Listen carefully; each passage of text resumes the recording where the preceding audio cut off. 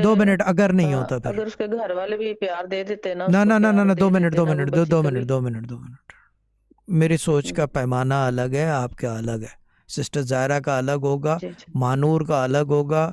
जितने लोग चैट में हैं, जो जो ये प्रोग्राम देखेंगे बाद में भी, मसरूर भाई का अलग होगा। हर एक आदमी के सोचने का मयार अलग होगा, ठीक है ना। ये चीज़ है। और जब भी मैं कहता हूँ जल्दी ना करो शादी में, मैं बार बार सबको ये बात समझाता हूँ, एक को नहीं सबको, के जल्दी ना करो शादी में, रुक के सोच के ठोक बजा के। मगर वो हम जैसों से इस्तिखारा निकालते, बस अल्लाह की किताब में हाँ आ गया है, अब जो है कोई रोक नहीं सकता इस रिश्ते को, बाद में ये निकलता है नतीजा। ये चीज़ है। वजीफे कर करके जल्दी शादी कर लेते हैं, बाद में रोते रहते हैं।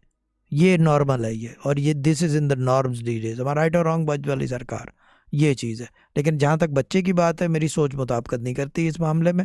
आपको पढ़ने को दे दिया है कि वीज़ा लग जाए, अल्लाह ताला बेहतर करे इस मामले में। ठीक है बाजी, ठीक है जी, ठीक है। ठीक है, ओके बाजी, ओके, वीज़ा